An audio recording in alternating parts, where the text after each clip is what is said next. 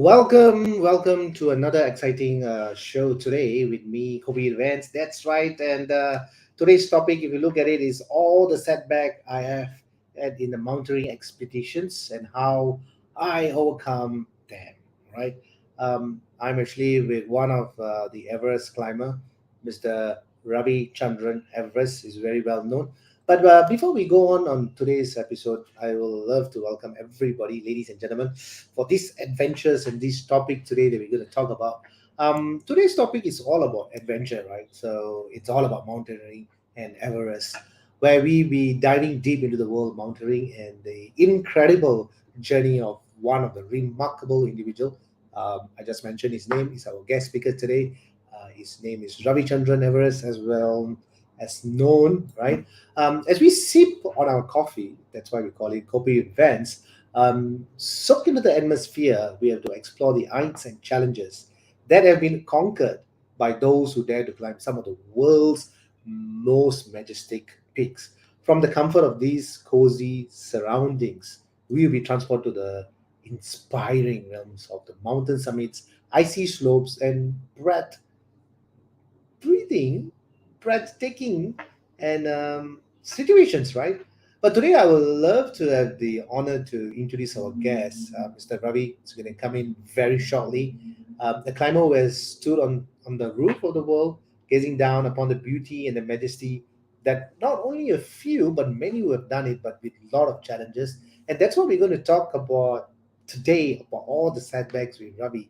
As we engage in this conversation, let's not uncover the physical challenges of this mountaineering. And sometimes we heard from the newses, right? There's a lot of challenges that they went through, but we will look at every peak and also the value of his journey and see how he actually uh, made many attempts and conquered as well.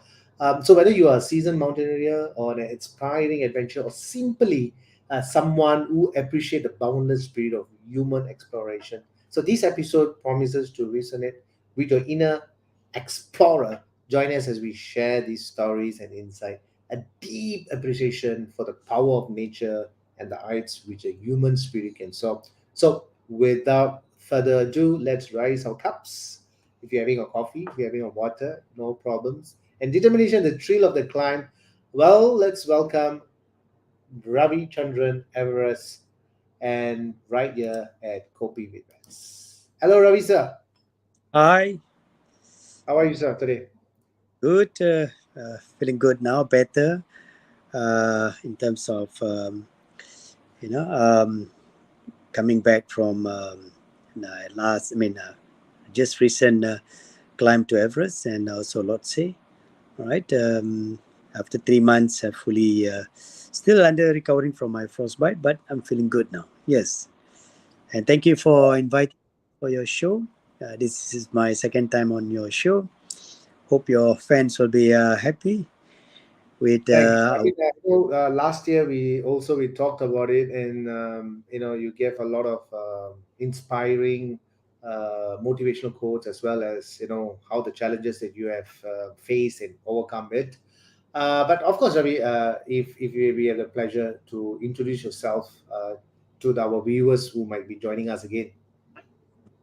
All right, my name is Ravichandran. You can always call me Ravi. Ravi Everest. Been on Everest 4 times expedition and 3 summit and one up to 8,000 meter.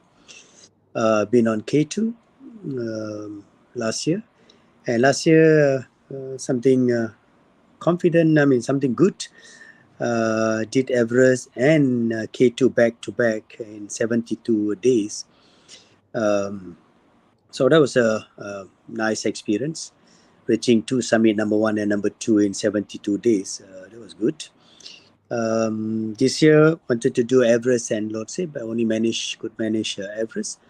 Could not continue with Lhotse. So it was fantastic and climbing all the 7 summits all around the world, except for the South Pole, Antarctica, Vincent Massif. That's the only peak that pending. Been doing guiding work all around the world in mountaineering, those places where they allow us to guide and to lead teams. Yeah. So and then also been busy teaching and sharing with people the technique of hiking, climbing, and inspiring people all around the world, businessmen and non-businessmen, also school children, in taking up bigger challenges in life. Yeah. And I think that's what I do for the past 27 years. And it's an exciting world to be, especially in mountaineering. As every season, there's new things coming up. Every season, we have new challenges, and we go through a lot of, all kind of emotional feelings: good, bad, sad, grateful. A lot of feelings comes in every expedition. Right. So that's me. Right. Thank you, Ravi. Thank you for the introduction. Ravi, I know this year you also went to Nepal and had a great experience. I said that's what we're going to share today with our viewers today. But this time, I have prepared some short questions for yourself, and so that we can understand. Maybe you can bring us to Everest, and by your words and your experiences, with a lot of stuff that's been going on. Not only just going to Everest, catching a plane, but the preparation, the kind of stuff that you have, mental motivation, your health, your fitness, so much of things to talk about. But first thing I'm going to cover is the first thing first is nutrition and hydration. When you're climbing, how do you get hydrated? Do you need to carry like liters and liters of water, and your So we nutrition? we have right from base camp. Yeah, once we reach the base camp, that's where our expedition will start. So from base camp we have camp 1, then we move to camp 2, then we have camp 3, then camp 4, then to reach the summit and return. Right. So all of us get access of water. Our kitchen crew at the base camp will prepare. Then the Sherpas will prepare from camp 1 to camp 4. All right. And what we do is that we take the water from the glacier. All right. And above camp 1 to camp 4, we use the snow and the ice to boil them, and we prepare our drinks. Nutrition wise, at the base camp, yes, we have kitchen crew who prepare fantastic food to keep us energized and so on. Yeah. And at the camp 1 to camp 4, we depend on very minimal resources. The Sherpa will prepare some soup, some noodle base, and also some meal that we buy, pre-cooked meal from US and so on. Yeah. So these are very nutrition food that gives us the energy to move from one camp to another camp. Right. Then we also depend on few other supplement. Like this year, I was depending on hammer, and also depending on hutan ration. Yeah, the bar, energy bars, recovery powders, and stuff like that. So they are all there to give me keep me what do you call nutritionized, with full of nutrition, sorry, and then having a good health and ready for our push from one camp to another camp. Right, the hydration wise also, yes, we always make sure that we are our water loading is very good, and then Right. we also need enough water when we are moving from camp 1 to uh, camp 2 until camp 4. Yeah, so we depend much on the natural resources, that is the snow and the ice that available. Right, of course it's tough to cook there with the low oxygen in the atmosphere. The fire don't work very well, so it'll Right. take a longer time, and you have to be patient to cook and get things into your body system. So that's how difficult it is. Yeah, but other than that, everything is smooth. We are able to recover. Sometimes, yes, on a bad day, a poor condition, you'll find that the food is not really helping. You find that your energy level is dropping, and that's where you get stuck. And then you ask for rescue to come and help you out Right. to bring you to safety. All right, go ahead. So I believe nutrition and hydration is very important. But just a quick question. So when you're up there, do you miss your Malaysian food, like those nasi lemak, the lontong, and kind of stuff? Yes, if you are first time going to this kind of expedition, of course, you will miss them very much, because 60 days in the mountain, without your comfort, so-called things that makes you gives you pleasure in life, right? You have to sacrifice many things, especially the food. Yeah, but then we've been there many times, in and out, and we guide people about adjusting to the new environment and so on. So one of it is, of course, the food. All right, I love the Nepali food. I love Western food, so I don't have much issue about the food prepared by our crew at the base camp. They're fantastic cook. They prepare nice food. You every day you feel good. It's just that the camp 1 to camp 4, this is where you have to survive with average food. Yeah, but it's okay, since you have been there many times. Your expectation is good, and you don't have very high expectation on the food. You just want to make sure that you have enough energy to move on. Yeah. And also the Ravi, I mean, prior to this climb, I mean, of course, you have done a lot of preparation, but also when we look at the gear and the equipment, you are like covered up, in your hands and legs and kind of stuff. Um, are they like 10 kgs or 20 kgs or something like that? No, no, it's a very high technology apparels. The suit is very light. When you put on, after you move for a while, you don't feel the thing is on your body. All right, that's how light it is, and it's very technical. Very what do you call it? Very expensive. They use all kind of material. They use the proper down, very high quality down, to keep you warm. Yeah, to capture your body heat and to keep you warm. That's the apparel, and it's a full suit. It's a single piece suit. Yeah, which even the astronaut use, and many of the people use it. So it's very light. Then you have your right from your helmet. Then Right. I just use glasses. I don't depend on goggles anymore.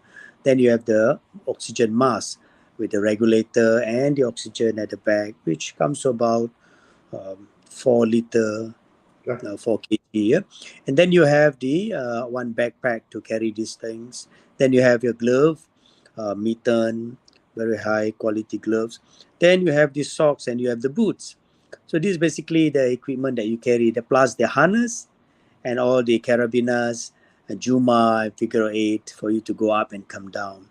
And if those slopes, some slopes are very tricky slope, yes, we also Right. carry the ice. Yeah. So these are the equipment that we basically depend on, and it's not really heavy. Then of course we would put in some extra things like snacks, supplement into the bag. So if you look at it overall, it's not really heavy. It's manageable. At high altitude, 10 kg will feel like it's 20 kg. It's because your body's tired. Every load will be double from what you used to carry at a zero level. Yeah. So that's why when you prepare yourself, you need to prepare mentally and physically as if you're going to carry 20 kg, Right. even though it's 10 kg of weight that you're going to carry during your summit push. Yeah. So basically, that's what we do, and that's what we do. So it's not really heavy. It's just that high technical gears comes in light, but to a certain extent is durable. That means it's strong. They use strong material, that's why it's a bit expensive.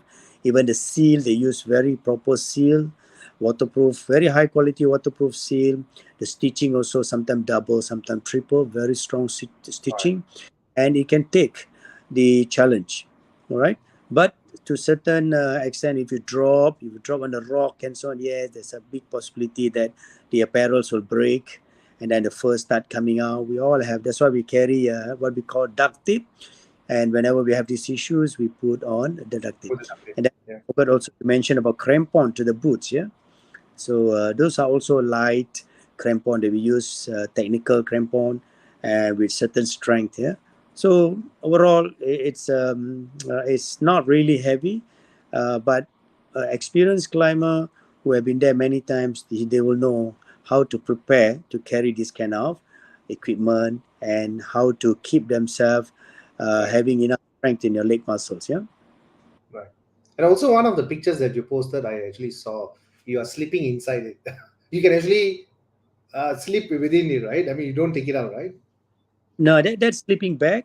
We sometimes we go into a sleeping bag if we need a further recovery to keep yourself warm and so on. Not just the suit, we also go into a sleeping bag, especially at Camp 4, Camp 3. It's very cold. Some days minus 20, some days minus 30, especially in the evening, in the night when the wind is blowing. Yeah? Temperature will drop very low. So we need a minus 40 sleeping bag and a good warm down suit in order for us to survive the cold temperature there. So we depend on both. Yeah. Right. And also, I mean, you've been there a couple of times, and your personal transformation. When you talk about this, like 60 days in a mountain, we is being like Asians, especially coming from Malaysia. Ravi, all the favorite foods you forego that, and you go there, and families, friends, and so forth. I mean, you go there and then you do all those stuff. What is this personal transformation all about to you, Ravi? I think it's about accepting changes and also sacrificing comfort zone. Yeah. So these are the first thing that we built in climbers when we bring them to Everest or any other 8,000-meter peaks. Yeah. Last year I had two clients. When we go there, we start building their mental readiness. All right, we start preparing them, accepting what do you call the the challenge that we're going to face on Everest. And in terms of food, in terms of gears, in terms of lifestyle, in terms of what do you call sacrifices that you have to make from your normal life to the actual expedition lifestyle. So that transition is very challenging, and some people will fail. They might be good at the base camp, but when they want to go to Camp 1, they start having second thoughts. Some will give up. Some will say, no, I want to turn around. I want to go back home. Some will push forward. Those who are mentally strong, they will keep on pushing forward. So it's a big transformation from a comfortable lifestyle. You are bringing them to a very challenging lifestyle. So one have to be good mentally to accept this kind of transformation. So it's some. But then after that, when we finish our expedition, we come back to the city in Kathmandu. We have all the luxury back as usual. All right. Only thing is that we miss our family, of course. Yeah, being outside there for 60 days. Yeah, but when you come back home, of course, everything will be back to normal. So that's The it. the Like Ravi is called the Momo, right? Is it a, Momo? a kind of food, like a dumpling. Right, the dumpling. Yeah. Do you like that also? Yeah, yeah, of course, they make that at the base camp itself. Yeah, so the boys are really good.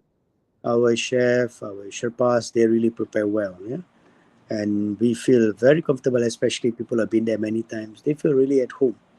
So we don't miss our family because we have friends. Most of the Sherpas are our friends. and we are like brothers. We work very hard um, to stay focused, and we accept all the food that being served. Of course, we are very grateful to the cook. They really prepare that harsh condition with that difficulty. They also stay there 2 months with us, and they prepare fantastic food. Right? Right. And also, Ravi, I mean, time to time, the weather conditions and Mother Nature. Of course, we always see Mother Nature as the softer side. She's very elegant. She's very beautiful. She's very patient. She's very scenic. There's a lot of stuff. I mean, you can you have experienced it before while at the Everest. Um, what do you have to say about the weather and the conditions? Because it can change instantly. Am I right to say that, Ravi? Yes, we survived that 2 months, and we are prepared for the harsh weather while at the base camp. At the base camp, we are cool. Some days will be, snowstorm for 3, 4 continuous days, and everything is cold. But we have good base camp. Our service provider, the 14 Peaks, they prepare fantastic base camp for us, and we are at home, right? Even though very low temperature with the heavy snow downpour, and you know, um, very wet, gloomy days, right? But we keep our spirits up, and everything is good. But on our summit push is the one that we always worry about when there's a Right. weather change. Right. We always want to have, we always do a weather check, and we make sure that we are going at the very best weather that we can get. But you also have plus minus wind strength that can change 5 degree from time to time. Temperature can drop plus minus 5 degree, sometimes even 10 degree. Things can change, especially with the current global warming. Yeah, many people don't understand that the effect of what they do here back home in Malaysia can actually create a dangerous situation for us when we are climbing Mount Everest. So the global warming is also really affecting, and very extreme weather change. So we are hoping that everybody will play a role in reducing the damage to the environment, and as such, we will have a more steady weather and conditions for us to take up these kind of big challenges. Especially this year was last year was good. Last year was very easy. We had a 2 weeks of window to climb to the summit and come back home safely. Everybody did well. Only 3 casualties last year. But this year, the weather and the condition was a bit harsh. We only had 2 small windows, 17, 18, then followed by, if I'm not mistaken, it was 22, 23, 24 of May. So it was very close window, and it was also very harsh with massive climbers, traffic jam, COVID spreading all over base camp. Many are having flu. We still force ourselves to go up, Right. struggling to recover. And these are some of the weather and condition actually um, was at Everest this year. So it was not smooth sailing like last year. All right. So weather and condition can be very harsh on Everest. And last few years, I think it has been good, but this year, it really show us the other side of it. All right. It was not smooth at all. All right. So I believe it's common. It's happening everywhere. Rampant weather condition changes from very normal to extreme. So I think we have to be prepared for it for the next one. The next time 2025, if I go there, then of course I'll be more prepared for much more extreme weather change. All right. So, indeed, Ravi, I mean, Mother Nature can sometimes be very fierce. Sometimes she can be very kind and loving. So, we do not know why she changes. But, like what you said, the real thing is the global warming, and things are changing so rapidly. Within a couple of minutes or hours or within seconds, things can change so quickly. and I'm sure you have seen that. We also, as we going on to the next one, Ravi. I mean, environmental impact. I can't be very sure which post I saw. In one of the social media posts, I saw a Coca-Cola bottle at in the Everest. Just left it there. Some kind of trashes all there. What is your take for this? I mean, not only certain bottles are there, but a lot of items. Sometimes the pans and all that are just left it there. Will be a huge impact there as well, Ravi? Yes, we have seen, especially at Camp 4, 8,000 meters South Cone, we see many things being left behind. All right, we have many SOPs being practiced by the Nepal government to ensure that everybody who go up bring back their trash. We pay deposit. Climbers also pay deposit, and if you don't bring down the trash, our deposit will be forfeited. So we all know our role to manage the environmental impact. Organizations like the companies who are providing us the permit, um, they also will actually keep reminding us from time to time. And I was the leader for one of the group this year, and I have to sign a contract with the Nepal tourism to ensure that we keep our things clean and we bring back down all the trash.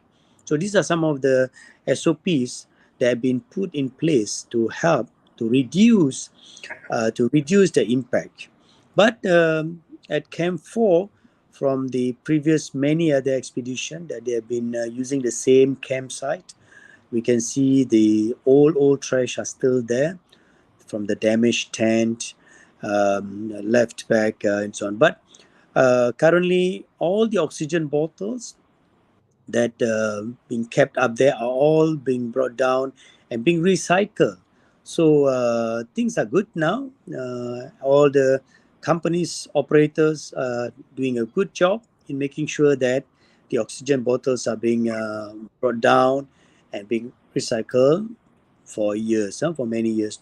And so it's a good system, and things are improving so much. But at the same time, during a difficult day, if you're carrying a bottle of, say, Coke, you want to have some pleasure after climbing up or climbing down. All right, you drink. But some days were very bad.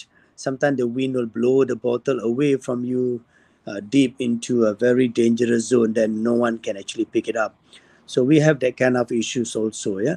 But I think the climbers are very ethical people. They have done a good job. Most of the climbers that I see, they're fantastic. They don't have habits of throwing things and so on. So I think maybe the trash that they're talking about is coming from many years ago, or the trash happened because something that out of control, right? So I believe they will never do it on purpose, because most of us, the climbers, they have a very good understanding on the environmental impact. All right, and of course the criticism that we will receive from people in case if we abuse it and we ourselves leave behind trash and not bringing them down. All right. So I believe things will improve from time to time, and the education part and the ethics and the practices being put by Nepal tourism, it is good and it's improving the situation of environmental impact. And so I think it will change to better years to come. Yeah. Right. Thank you, Ravi. Thank you for that as well. Because Mother Nature, like we just talked about it. Sometimes she get angry. Sometimes she's just loving. So probably she's not very happy. But of course, like what you said, nobody does it intentionally.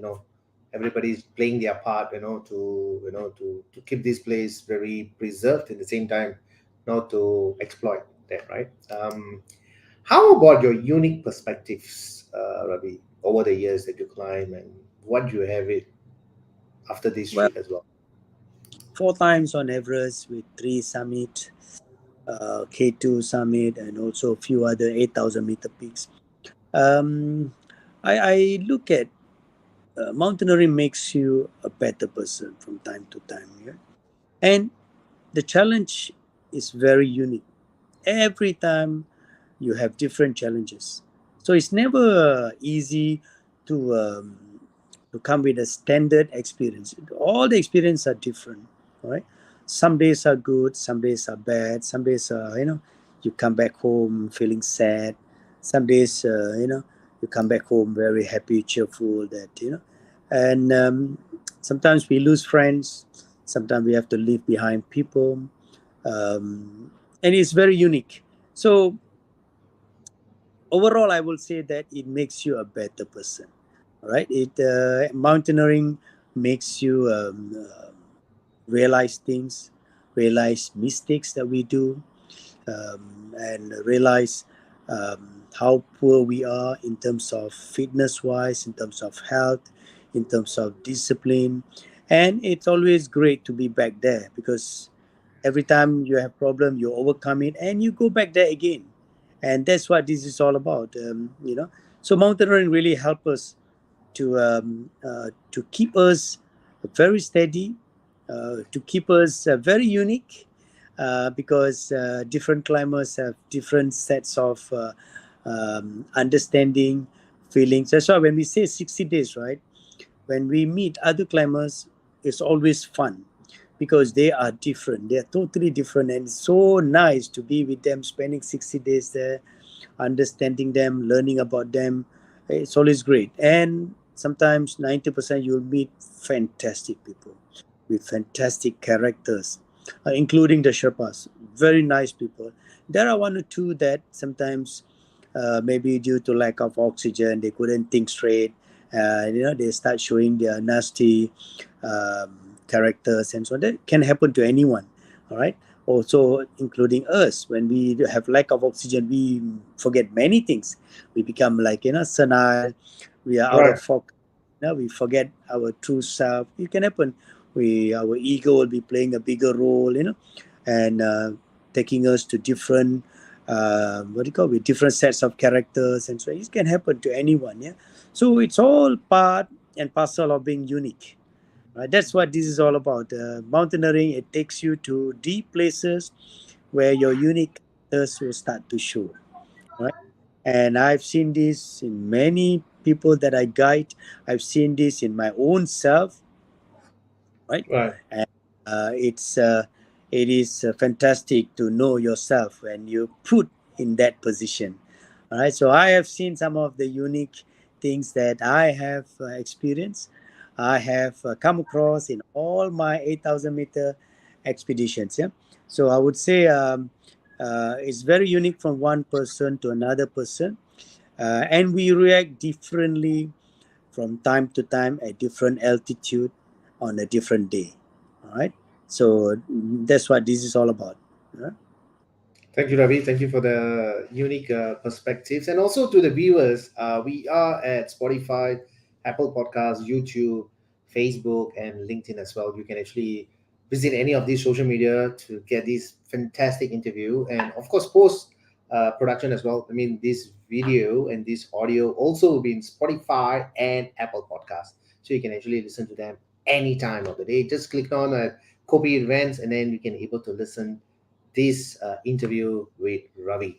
Of course, we have just finished the unique perspectives of Ravi, and we will now go into the community and support. I mean, Ravi, I know one part is your passion, one part is you going back to the mountain again and again. Something draws you back, but we know on the other part of you, you're also doing a lot of work, groundwork in Malaysia as well. Because I know just before today you have another segment of motivational talks and kind of stuff. Maybe we can go into a little bit of this community and support that you're doing currently now. Well, experiencing is, if you keep it to yourself, then there's not much development in us. So what we do, most of the mountaineers do, is that they go out, they share, they inspire people. All right, we have seen some of the great inspirational experiencing. We have shared with many people around the world, from an ordinary climber we achieve great things. Then we share all our experience to inspire people. Right now, we are approaching schools. We touch children's kids, and we make them feel that they are capable of facing any challenges in life. And we also go to underprivileged homes. We also go to um, handicaps organizations and try to inspire them into taking bigger challenges in life. Without developing the community, you will find that there is no growth in what we do. All right, we need to see people being inspired, not just to climb Everest, even to climb a small hill. That itself is a great thing for us. The more number of people that we develop, that we inspire to stay healthy, to take up challenges in their life, right from school children to an adult to a CEO, we feel great. So that's the kind of community work and support that we're doing now. And we love to receive invitation from especially the schools and underprivileged homes, and share our experience, and hoping that one day, the whole community will start to develop in the kind of inspiration that we give to them. All right. So that's what we are hoping for, and we will never stop. We don't stop. I believe all the mountaineers around the world are doing the same thing, including the Sherpas. Uh, they are also reaching out to the underprivileged community and supporting them in many ways. Yeah. So I believe all the climbers around the world are doing the same. It's a great thing. I hope we will continue. We will continue to do our part in building the community. Yeah? So let's hope we will develop into better people and supporting the community, and make them feel great at all time. Thank you, Ravi. Thank you. Um, for the viewers right now, for those who posted these questions for Ravi, I definitely will take them. Just a couple of more questions for Ravi. After that, I will definitely will address some of the questions that's already viewers have already posted. I'm definitely going to take them. Um, I mean, Ravi, of course, from community now we are actually going into a few more questions for you before we'll answer the questions from the viewers. Physical recovery. I mean, there's one thing that I mean, of course, I've not been to Everest at all. I mean, just went to Nepal, but the physical recovery seems to be longer in the human body. Is it because of the harsh condition, because of the altitude, because of the pressure? If we even talk about the dead zone, we talked about it. Is it all because of this contribution to the human body that actually keeps the pressure? Is it that's why the physical recovery takes a bit longer? I think it's partly is because of the oxygen in the atmosphere. Now we have good food intake, we have a good water intake, we have enough energy, and we make sure that we have enough rest. All right.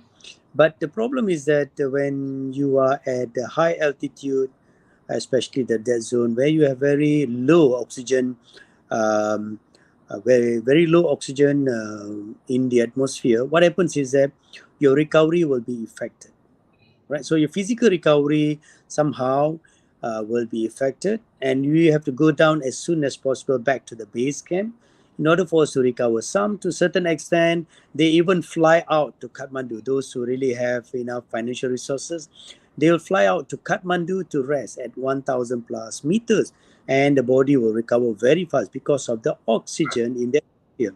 All right, and so we have what we call very good recovery. All the opportunities there for us to fully recover. But if you opt to stay at the base camp, also yes, will take a few more extra days for you to recover. But some of us will even walk down all the way to 3,000 meters to Namche Bazaar to rest for a few days and then go up again. All right, so this is basically what people do in order for them to fully recover. Beside the nutrition, beside the food intake, the getting down to a lower altitude is also Right. another, is the best option actually. But at high altitude, what we do while we are sleeping, we also put on oxygen support. All right, concentrated oxygen support will also help us to recover to a certain extent. All right, Right. that's how we recover. So we use all these method in order for us to make sure that we have enough oxygen in our blood cell, and for us to be able to recover physically. All right, and also Right. of course mentally also. Yeah, so this is Right. basically how. But there are some people who cannot recover at all. They just go back home. All right, they just fly out from base camp to Kathmandu, and yet they cannot recover. They just go back home. So it can happen to anyone.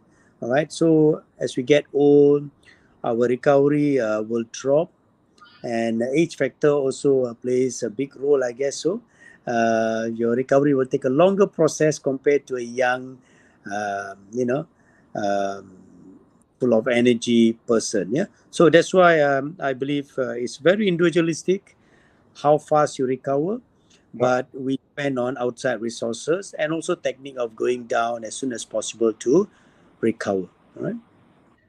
Thank you, Ravi. Thank you for that. Um, Pretty much the last two questions for you before we take the questions from the viewers. Inspirational figures for Well, yourself. mountaineering is full of inspirational figures.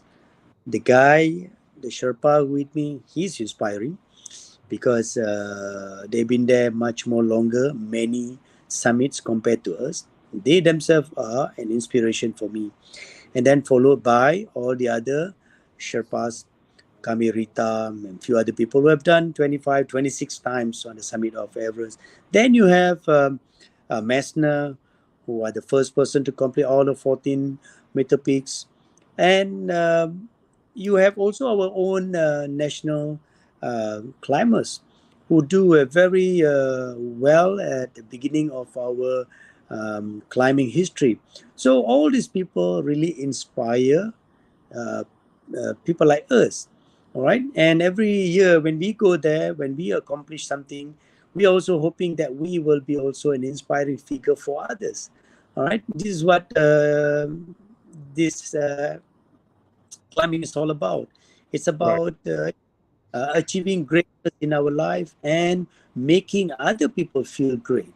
All right, changing the life of people who are not able to climb with us, who are not able to do what we do, but we share with them our experience and we inspire them. All right, so everybody are inspirational to me actually. A small kid, if you ask them whatever they do, it's always a wonder how they Right. achieve. Yes, and for me, Messner was there who showed to us that everything is possible. And don't forget our first Sir Hedman, you know, and Tenzin Norgay.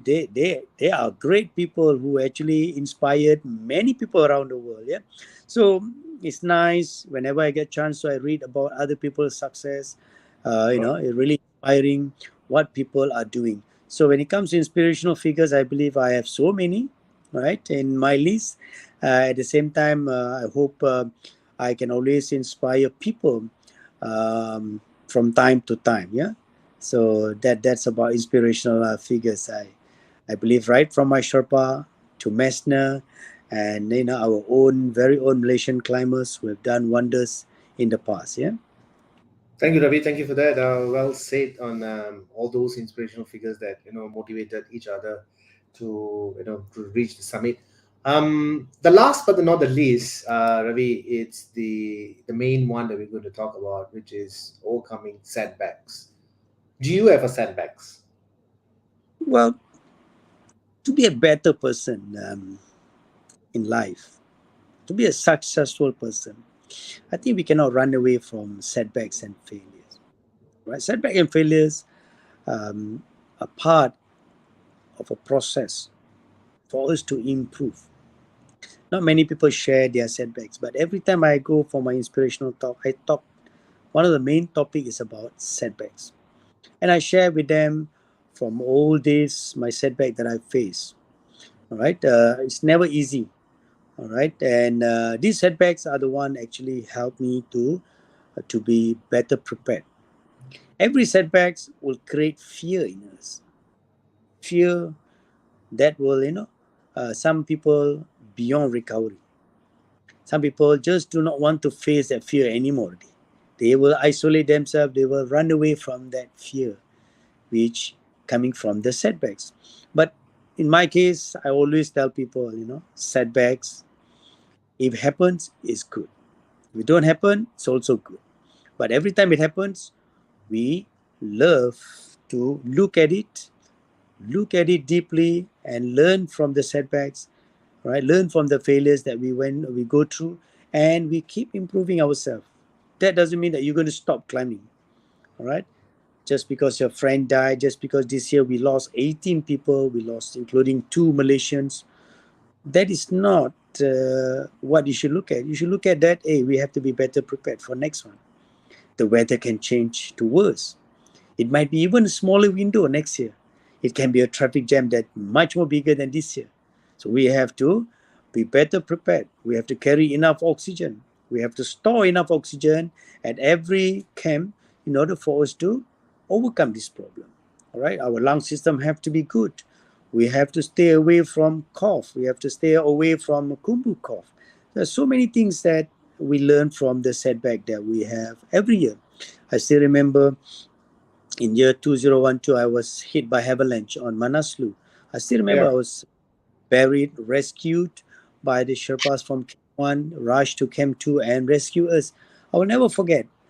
So now I never sleep without my boots. All right. I make sure that my inner boots are always with me inside the sleeping bag. And number two, I make sure that I have extra headlamps with me at all time, and then I make sure that my gloves are always on, and I'm sleeping in my suit, fully suit at 8,000 meter or even 7.3. All right, even not in Camp 2, but Camp 3, Camp 4, yes. Why do I do this? Because I learned from my mistake that I did in year 2012. Right, so Mother Nature can change at any time. It can give you a very big impact, but from the failures that I've gone through, from the setback that I've faced, it helps me to be better prepared now. All right. So that's what this is all about. So if you say that you are not ready to face setbacks, I think your chances of improving yourself will be very limited. All right. So every setback is about um, uh, a process that we take in, analyze it, and use it to improve ourselves. All right. So I've seen many people giving up in my own team, my own people that I guide. They just give up and they just don't want to climb.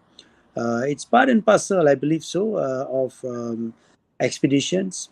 Out of 10, maybe one will just give up, don't want to climb anymore because they fail in their first attempt.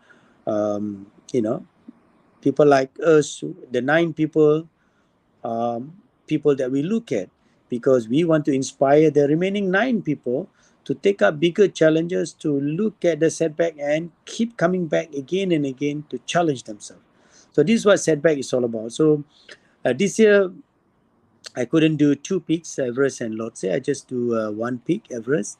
Coming down, I was rescued and so on. So um, we learn from the mistakes, we learn from the setback that we face, and we must get ready in a very what we call this better manner, better discipline, and a better equipment, and a better preparation, Correct. and trying to overcome the setback and don't repeat the same mistake again. So that's what this is all about. And overcoming the setbacks is a process. All right, it won't happen in a day, in a 2 days. It happens over a period of time. Some people will overcome very fast. Some people will take time to actually overcome. Every individual are different, and if they have the right support team, that is the family, that is the their neighbors, their set of friends that they have. If those people are very positive, their hiking buddies, if they are very positive, then we see that they can overcome very fast. And I'm lucky. I'm lucky to have some good hikers in the Global Expedition Club Malaysia. They really keep me positive. They really, look at things positively, and they have been my biggest support beside my family, and that really helps. All right, my working colleagues are also there. So if you have this right environment, a very supportive environment, a supportive team behind you, you will be able to overcome your problems or your setbacks very fast. All right. Now the second part is you need to go back to face the setback. You cannot just sit back and think about the setback. You need to start plan. And this setback that we are talking about, the overcoming of this setback process that we're talking about, takes stages. First stage, second stage, and keep on moving until you go back to Everest and to face it again. So that's what this is all about. It's not like overnight overcoming. All right, even how strong you are, you still have to go through the same process. All right, so that's what I do. That's what I prepared for every time I face with setbacks and failures. So I smile at myself every time I look at the setback. I know I can come up with a lot of solution. I can realize all the mistake that I do and move on to put myself in the same situation and overcome the problems. Yeah, so it's good. I always I love the word setback. Yeah, and I share this with most of the organizations, especially when I'm giving talk in inspirational. This topic is one of the biggest and most important topic, especially people who love challenges. All right, and those people who give up along the way, they know setback is one of the cause. Failures is one of the cause for them not going back to face the same challenge, yeah, in their life. So I hope everybody, listeners outside there, don't worry about setbacks, don't worry about failures. Be positive, be ready to face it, and keep trying until you overcome these setbacks. All right. So setback is great. All right. Failures are great. It's a stepping stone for us to achieve much more bigger things in our life. So can I say, Ravi, that nothing is going to stop you from going back to Nepal again and start Yes, climbing? we have of young people, five young people preparing for their Everest in 2025. We are busy training them, started last year. So we will make sure that they are much more better ready and equipped, and they are ready to face a setback. Yeah. So constant training, preparation is necessary in order for us to overcome the setbacks that is on. So I believe as long as our physical condition is good, we will be going back again and again to Everest to face the challenge. So that's what this is all about. And if every 2 years you can take up one challenge, you will see that you're a happy person every 2 years. Right? Thank you, Ravi. Ravi, now we're going to take the questions here right now. So we have DK Gauri Danas. She has asked that what are the other mountains you would recommend before getting to Everest? How many years did you spend building yourself up to Everest? Everest is a process. It's a process of physically getting ready, mentally getting ready, and technically. The three things that you need to be prepared. Some people, if they are retired, they can do in 6 months. We can prepare them in 6 months if they have the physical condition which is ready. Physical condition is the one that will take a longer process. Technical, we just bring you to mountains, Elbrus in Russia. We got 7,000 meter in Kyrgyzstan. And then we got some mountains in China to bring you to face altitude, to face all the technical challenge. And we also have few peaks in Nepal, Island Peak and all those other peaks where we will expose you technically. So that one can be done in 6 months also. Yeah, sometimes in a year. But if you are working adults, sometimes will take a longer process. I believe it's 2 years process. All right. Now, the most important is mentally preparing yourself, right? Some people are prepared fully, they have been tested, and they are ready to be tested. up there in the real world, yeah, the real Everest. But some people are not. It takes a longer process, more than 2 years, some even 3, 4 years. All right. Whenever we put them at 6,000 meters, 7,000 meter, they fail. So we have to give them a longer time for them to get ready. So it's not like every individual is same. We can take the team as one and we train them. It's not. So every individual have to go through the process. So if you are physically ready, you can join me for next year. All right, you can join me for a 7,000 meter next coming autumn season, or you can do like just concluded most of the Elbrus climb to learn all the basic climb, yeah, in Russia. So this is what we plan, we organize, and to prepare the climber. So some climbers we can do in 6 months, some climbers 3 years, some climbers 2 years. That's what the time that you have to allocate. And the mountains just now I mentioned are good enough. You can always contact me if you want more info. You can look at our schedules that we bring people for training. You can always, if you're free, you can always join us. There's always opportunity for us to include people into training and preparing them. Yeah. Thank you, Ravi. So we're going to take one more question. I mean, rather, it seems like we have a friend from LinkedIn. His name is Greg. So he said, I have seen on movies of some people cross the ice mountains using a ladder. How does that feel like? So he wants to know your experience about using the ladder to cross over the mountains. Ladder crossing is scary actually, especially in the Kumbu Icefall on Everest. We use many ladders, some even up to 20, 25. At Island Peak, we have one or two. All right. Um, so it depends on mountain to mountain, the number of ladders being used to support us to cross the crevasses. Some crevasses are flat. They mean they will join one or two ladders connected, tied to each other, and when you're moving, it's very shaky and it's very scary. But some ladders are put as vertical as 60 degree or 50 degree or 45 degree to make us move from one crevasse to cross the crevasse, yeah, from one cubicle ice to another because of the broken space in between, yeah, creating a big crevasse. So uh, we do have this on Kumbu Icefall, and we have to face this, especially if we're moving from base camp to Camp 1. All right, Camp 1 to Camp 2, we have one or two crevasses opening, but we use single ladder. All right, but the one that most difficult one is when we're crossing the Kumbu Icefall, where we have 2, 3 ladder connected to each other. And it's very shaky, it's being placed, and every 1 week, 2 week, the ice doctors who actually fix these uh, ladders at the Kumbu Icefall, they will check and they will make sure that it's always in good condition.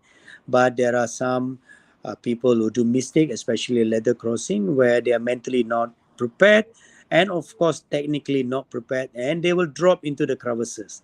That's why we use many Sherpa support in order for us to have a safe journey crossing these ladders. Yeah, it's good to train, to be prepared, because we have shaky leather and a very stable leather makes so much of difference, yeah, in our feeling when we are crossing. Sometimes when we have low confidence level, of course our leg also will start shaky. All right, that's what training is all about, that's what experience is all about. So now I cross the ladders smoothly, but at beginning of my career, it was tough to cross. All right, so that's what this is all about, ladder crossing. But every human being, once they cross 1, 2, 3, and they will become very confident to cross the remaining of the ladders.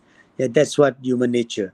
All right, all you need to do is just experience few and you will be in very good prepared position in order for you to cross the remaining of the ladders. Yeah, I hope It's that's such inspirational, Ravi. I mean, speaking with you for the past 59 minutes. And of course, at this point of time, DK Gauri has said, you are very inspiring, Mr. Ravichandran Everest. Respects. Thank you.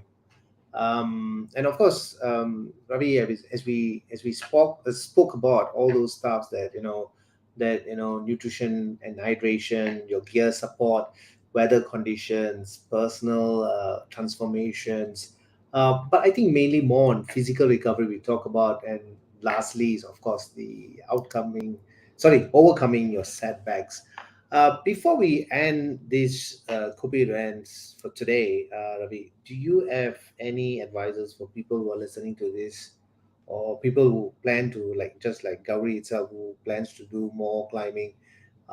Any expertise advice from you, Ravi? Well, I would say it's good for you to have dreams.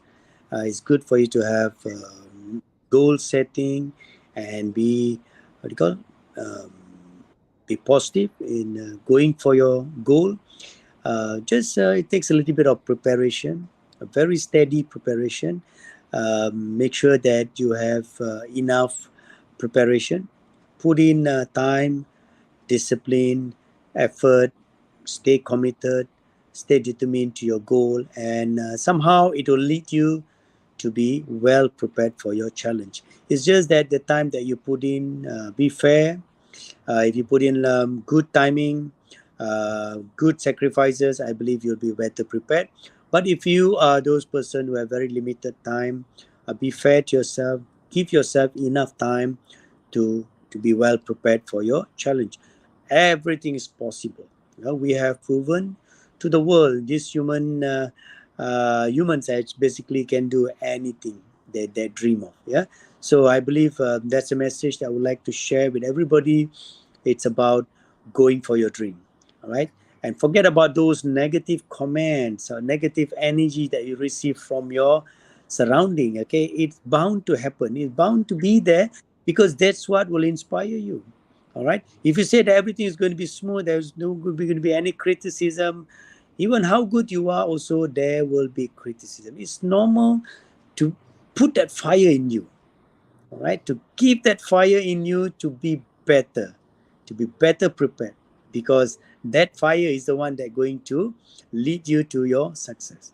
All right. So keep that fire burning and let that people ignite the fire from time to time, right? And give you that extra boost. All right.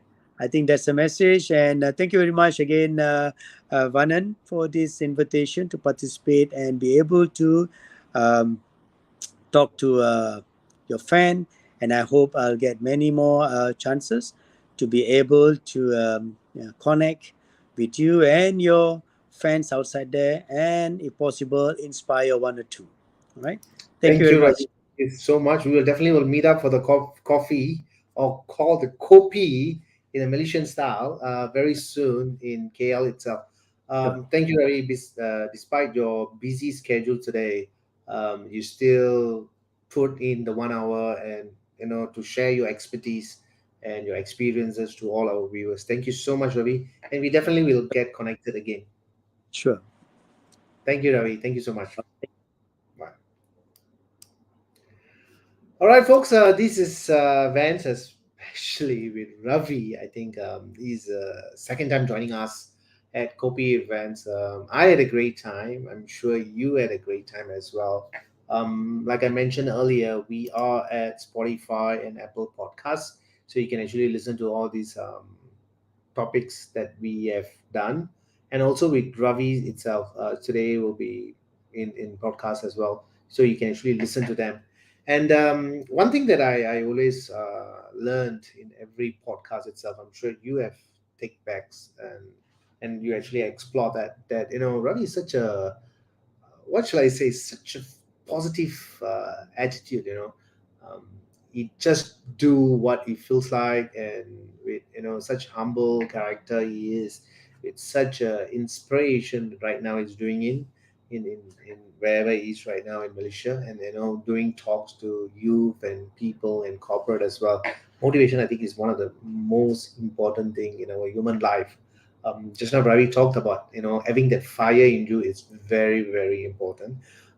This fire is something like you have to fuel yourself, because it's burning within you. But in any case, if you are not motivated, I think you should listen to this podcast from the beginning.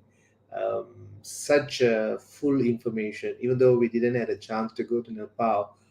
Ravi actually brought that to us locally where we are right now and listening to us and seeing how he did the presentations and the talk as well. I mean, such an inspirational topic that we talked about today. So if we have that fire within us is dimming away, I think it's very important for us to get ourselves charged up and get moving. Like you talked about, things will always comes to you, even though you're doing how good you are, or even you're not doing good any good, you still get all these criticisms and comments. I mean, this is how human life is all about. But if you have such a positive attitude and just moving ahead and doing things you love and have the huge passion and love that you within you and keep that fire burning, I think everything is possible. So this is Vans every Wednesday at Kopi with Vans, and today we did it at 10 p.m. But normally it will be at 9. So catch up for another exciting topic again with Kopi with Vans. Till then, adios, amigo. I'll catch you on our Kopi with Vans topic. Adios.